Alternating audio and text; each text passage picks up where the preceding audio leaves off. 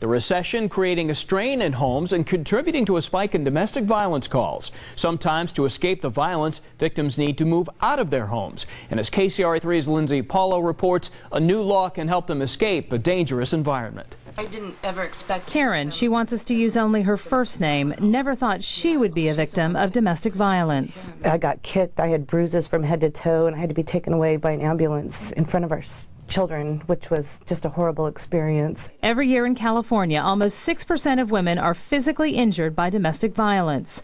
Women living in rental housing are harmed 3 times as often as women in owned homes. But now there is a new tool to protect them. A new law allows victims of domestic violence to terminate a lease early as long as they have the right documentation. Victims have to notify a landlord in writing they intend to vacate. They have to attach a copy of a temporary restraining order or police report. Advocates say this new law is especially timely given the struggling economy because more people are calling abuse support lines for help.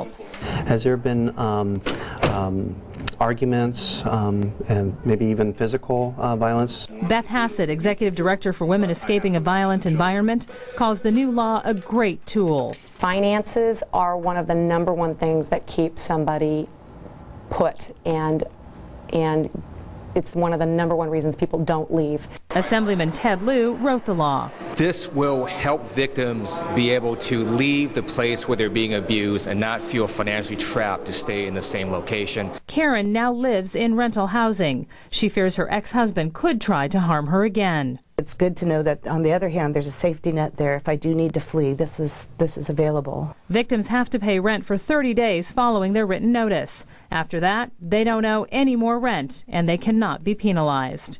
Because you've already been penalized enough, you know? You don't need that anymore. In Sacramento, Lindsay Paulo, KCRA3 reports.